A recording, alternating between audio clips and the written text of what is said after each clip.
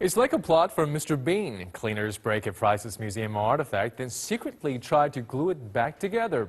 More the stuff of farce in real life? Surely. But that scenario was all too true in the case of TUTANKHAMUN's golden mask.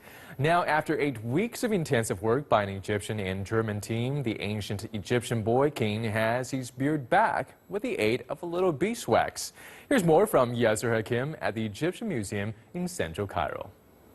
For decades, the mask of Tutankhamun has been the most glamorous monument in the Cairo Museum, which explains why the damage to the statue and its repair has had such a media frenzy.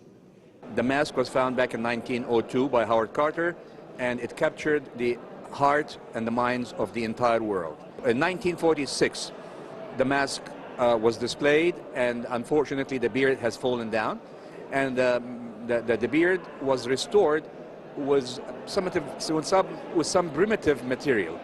For 8 weeks, an Egyptian-German team worked on renovating the beard and the mistakes of the previous repair. As explained in the press conference, the team used the same methods of the ancient Egyptians.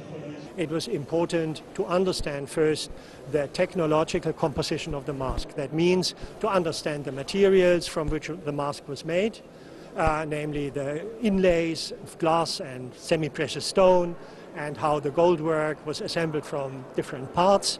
And on this basis, it was possible to choose a way of treatment which is in harmony with the original character of the object. And this is what I would like to emphasize. Ancient Egyptians used beeswax to attach the beard. The International Restoration Team did the same to keep the authenticity and natural materials of the mask intact. This unfortunate incident has actually been a blessing in disguise. It unearthed a new discovery. A wonderful discovery was made inside the beard of King Tut. We found an inner tube made out of gold, and this was to house the beard to be attached to the chin of King Tut. This is something that no one knew about before. The renovation has opened the door for many countries to seek partnerships with the Cairo Museum, including China. Today, visit from the director of the Shanghai Museum, and he would like to make a cooperation between our partnership between the two museums, with the Egyptian Museum and the Shanghai Museum. And I think we study this case, and I think we will do a good cooperation in the future. A tour of the mask to Asia could be on the agenda to give more opportunities for people to share this fascinating world of ancient Egypt.